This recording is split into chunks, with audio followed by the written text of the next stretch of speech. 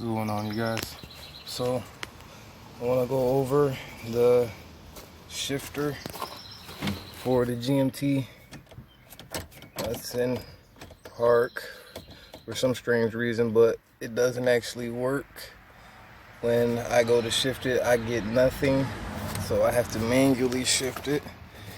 And I jumped on some forums on Facebook, and they were kind of helpful, but they wasn't. I mean, you know, some guys gave some hack ideas, but as you can see here, it's pretty broken. It's no good. So this is my new one that I just pulled from the junkyard. As you can see, within the line, there is no rust in that line. So the line is in good condition, very good condition. I also saw a little marking on it where it's, you know, possibly used, but it's good. It's in very good condition. And mine's all tore, and I saw multiple ones with corrosion going on within here, and that's what you don't want. When you see that, just replace the whole line. Don't even try to hack it or anything like that. If you're on the side of the road, just manually shift it, put it in emergency park, and then shift it like that. But it takes a toll on you. You get tired of that, because who's trying to do that? So right now it's in drive right now. So what I'm gonna do is push this forward. Now it's in park, okay? And what I'll do is pop him off, and then get my flathead and remove this pin. This is kind of tricky to get out, but I'm gonna show you guys. So 1 second.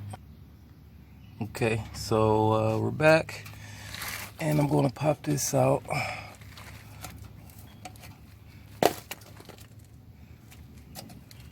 Now, I did not remove the seat for the cable, and I'm going to show you guys you do not have to remove the seat. It's literally, I'll show you guys how I was able to manage to get it out without removing the seat, because I wasn't trying to do that in the junkyard. And also in the junkyard, I was wanting to see, is there a way to remove it without the seat coming out. So let me get this off. You just have to push these tabs, and it's a tab on the other side, back on the back side. Let's get some focus.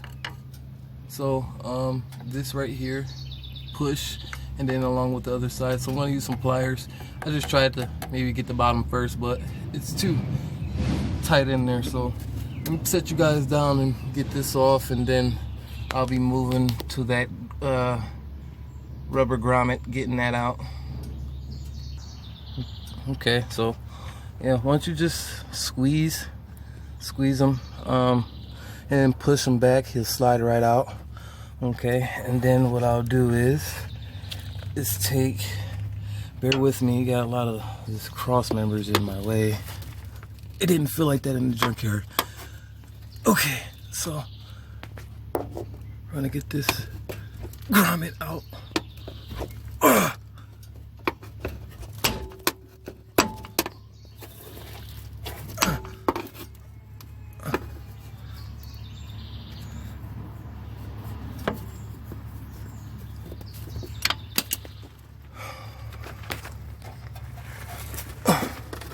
There she goes.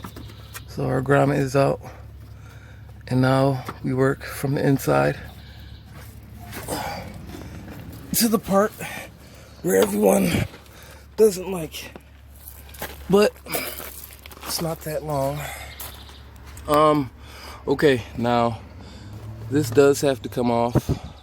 So I want to get ready and get this off, and then get this carpet back a little more, and then I'll cut you guys back on. So let me get just pieces off. I won't remove anything.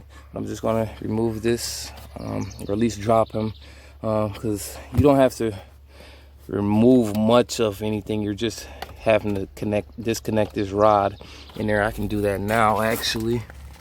just to show you guys that that rod is what you'll be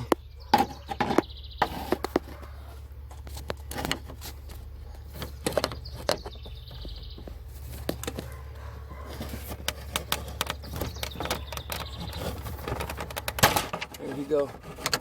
So our rod is now off, as you can see, and now you have this little secure clip here. I'll have to get him off, and then you have one more right there that you got to get out. So removing things, you really don't have to. You can just squeeze right in and remove. So I won't take that off. I'm just gonna remove this and then we'll go from there. Okay, hang on guys. Okay, sorry about that you guys. Customer called me. So basically now what I'm doing is looking for wire cutters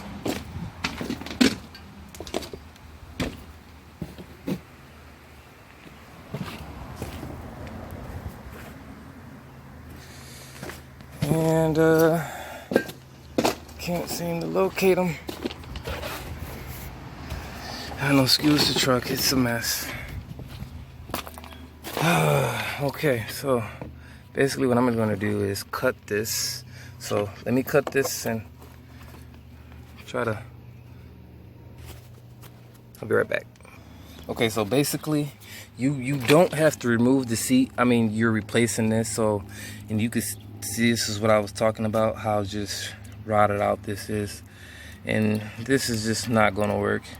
I've seen some hacks where, I mean, Gorilla Glue and, you know, a bunch of tape and everything, it'll make it work if you can, but there's no point, especially if you're gonna be using that vehicle. So you might as well just change over and get you a new shifter link. And then plus this is now the main vehicle that we're using, so I don't need those issues. So let me pull him out and then see if I can cut you guys back on. Okay guys, so let's get you in the shade where you guys can see. This is the old one, and as you can tell, I want to show you like this spot here. There's so much rust on there. You know, once it starts doing that,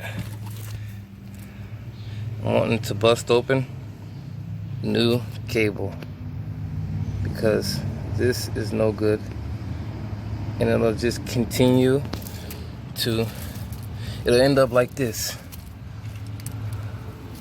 busting open. And this is metal in the inside of this plastic wrapping around it, and I guess it holds the tension on the cable. And yeah, so now what I do is fish this in. You start from the bottom on this and fish them through and get them all hooked up. When I pulled this out of the other truck, it was so simple. I literally didn't even have to pull the seat, so this is how I'm going to install it the same way, because who wants to remove the seat? So again, if you're changing the line, you don't have to remove that seat. Just cut the line and then replace it, and then just run it to where it's not going, because for some strange reason it kind of goes behind the seat. So I don't know why it does that, and it didn't need to. So yeah, it takes about 30 minutes to an hour for this, and it shouldn't, but for some strange reason. So yeah, and even this, I jumped on forums to see how to adjust and everything like that, and I just was not getting it. Now on that one, looks so simple and easy to adjust. This one, I don't know, it's weird. This is a 95, so I was having trouble with it, and then I'm pretty sure that wasn't the issue, that, you know, adjusting is the cable. has broke tension. So that's new line. So do not play with it if you need a line. Just go get your line and replace them. So let's get this in there and then see if we got some park drives, because I'm tired of getting on the ground. Alright guys, so I'm sorry, man. The customers keep calling. So this is where I'm at now. Let's get some.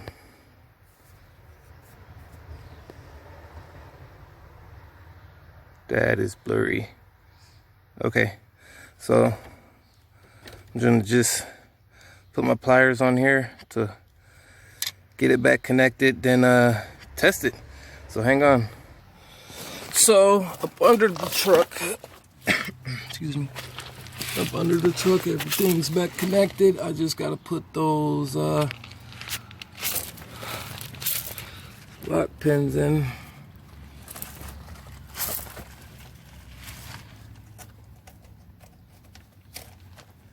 And then the same for the column, put that little lock pin in, and then see if I have to do some adjusting. I didn't get that grommet in, but I'll figure that out, man. It was kind of crooked or something. I'm just worried about getting this truck.